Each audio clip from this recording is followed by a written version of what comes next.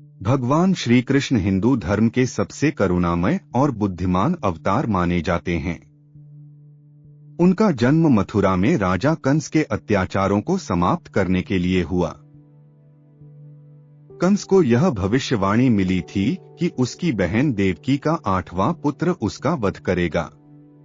भयभीत होकर कंस ने देवकी और वसुदेव को कारागार में बंद कर दिया। भाद्रपद की अष्टमी की रात घोर अंधकार और वर्षा के बीच श्री कृष्ण का जन्म हुआ। चमत्कारिक रूप से कारागार के द्वार खुल गए और वसुदेव बालक कृष्ण को गोकुल ले गए, जहां उनका पालन पोषण नंद और यशोदा ने किया।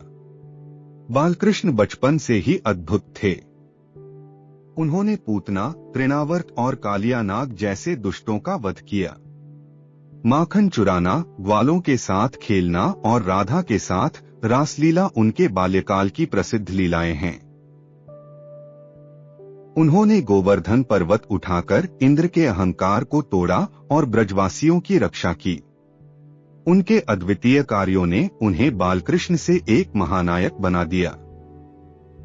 युवावस्था में श्री कृष्ण मथुरा लौटे और कंस का वध कर धर्म की स्थापना की। यह उनका महत्वपूर्ण कार्य था, जिसमें उन्होंने अन्याय के खिलाफ खड़े होकर धर्म की रक्षा की। इसके बाद उन्होंने द्वारका नगरी बसाई, जहां उन्होंने अनेक राजाओं का उद्धार किया। महाभारत युद्ध के दौरान श्री कृष्ण ने अर्जुन के सारथी बनकर गीता का उपदेश दिया।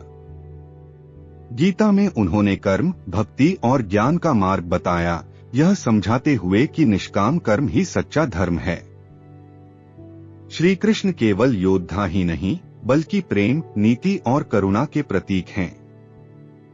उनका जीवन हमें सिखाता है कि सच्चाई, प्रेम और धर्म के मार्ग पर चलकर हर कठिनाई को पार किया जा सकता है। उन्होंने यह संदेश दिया कि जीवन में जो भी कार्य करें, उसे ईमानदारी और निष्ठा से करना चाहिए। उनके उपदेश आज भी मानवता को प्रेरित करते हैं। श्री कृष्ण की लीलाएं और शिक्षाएं सदियों से लोगों के दिलों में बसी हुई हैं। उनका व्यक्तित्व अनंत है और उनकी करुणा और बुद्धिमानी आज भी हमें मार्गदर्शन करती है। उनका जीवन एक ऐसा उदाहरण है जो हमें सिखाता है कि प्रेम और करुणा के माध्यम से ही सच्ची विजय प्राप्त की जा सकती है।